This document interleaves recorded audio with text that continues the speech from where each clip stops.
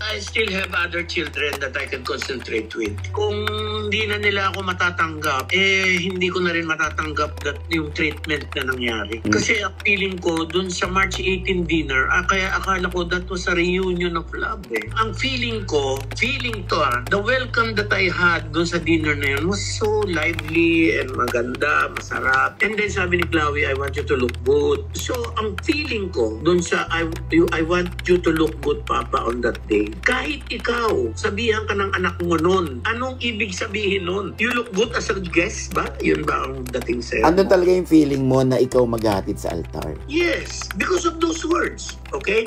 Mga 8 ng umaga, I message Chloe. Sabi ko, I'm so happy for both of you. Love more. Wala pang tao ang simbahan. Nag-picture taking na ako, si Jean, saka si Mama. Sa sobrang excited ko, sabi ni Jean, ang aga naman natin kuya. Sabi ko, ganun talaga, father of the bride eh. Sabagay, dumating na lahat, mga pamilya, nasa side pa rin kami. Ako, Jean, nag-aantay, saka mama ko, nag-aantay ng coordinator na lalapit sa amin. Yung mga bata, sila Julia, nung nandun sa kabilang side ng church, hindi na nga lumalapit sa amin. So, I was waiting. So, nandun lang ako, stay there. Ang sabi ng coordinator, kahit saan naman daw pwede umupo. Saka bakit dun mo ko pa uupuin, OG? Ninong ba? So, I don't have a place. Naiyak na ako. Nakatayo lang ako, nag-observe na lang ako, tumapat, nakaluha ako. Grabe. It's one of the most painful part ng buhay ko na naranasan.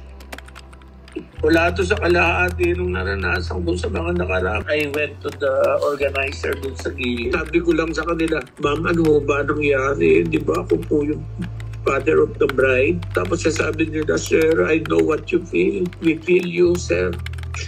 Ni-raise ko po yung issue na yan during our meeting. Ang sabi po sa akin, just follow the program that I gave you.